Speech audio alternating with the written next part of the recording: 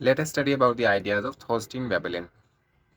He was born in mid-19th century in America, which was an age of tremendous industrial developments.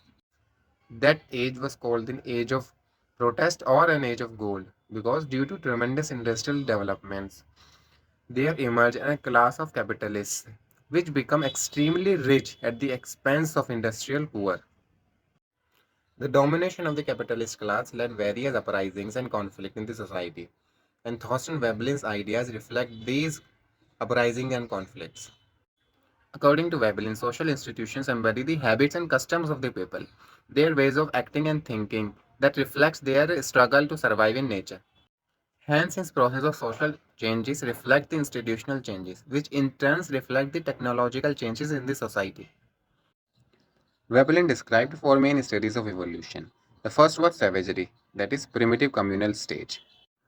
This stage was marked by communal and subsistence survival, and the technology was rudimentary, social organizations were cooperative. Predatory instincts was minimal and there was instinct for workmanship. Second stage is barbarism, marked by predatory exploitation and a leisure class. In this stage, a technological advancement in agriculture and animal husbandry leads to stratification in society. Hence, a labor class emerges and its predatory exploitation of the labor. Third is the handicraft or pre industrial craftsmanship.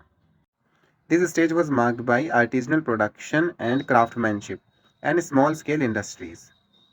Here, technology advances through manual skills and tools, but the process remains decentralized. Due to the prioritization of profit, there was a conflict between craftsmanship and business interests. And the last is machine age or the industrial capitalism. In this state, industrialization and mechanization redefine production, which in turn redefine economic growth.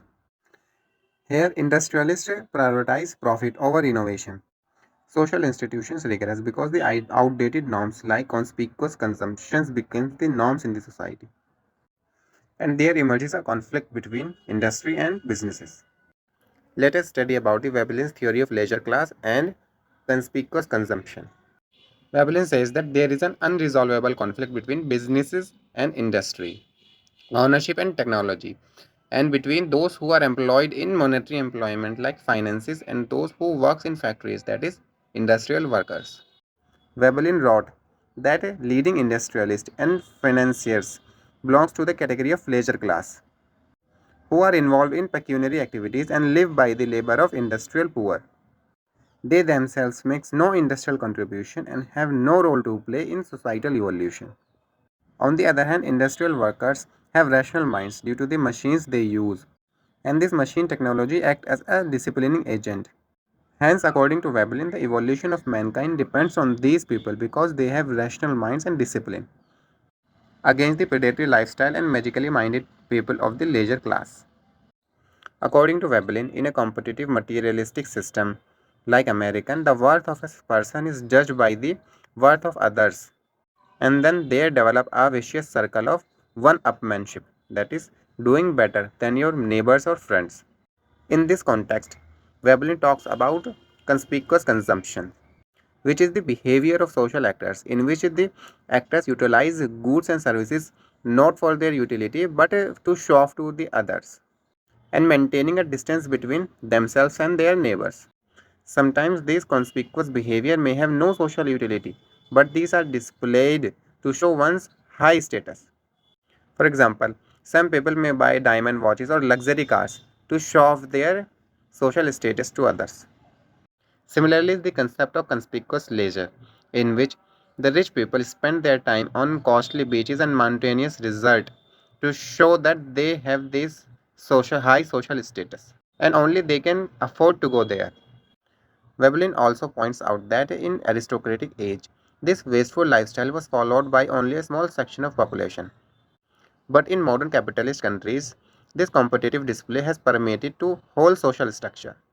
Each class tries to copy the lifestyle of the class above it, and which results in the sense of relative deprivation. And this industrial system does not make poor poorer in an absolute sense, but it makes poor poorer in relative sense. Hence, indirectly describe the concept of relative deprivation. Thorstein Veblen's concept of social change depends on technological evolution and the distinction he made between the predatory class of people employed in pecuniary activities and industrial workers. According to him, technology available in the society determines its culture. Social institutions found in the societies reflect the adaptation of the societies to the past technologies and therefore are never in accordance with the present needs. According to him, social change depends on the conflict between the class which want to persist the old social order and the new class which wants to introduce the changes in the society. And these changes are technological changes. And a social change occurs due to the conflict arising between the new technological advances and the old social institutions. Hence, there is a lag between the social institutions in the society and the technological developments that are taking place in the society.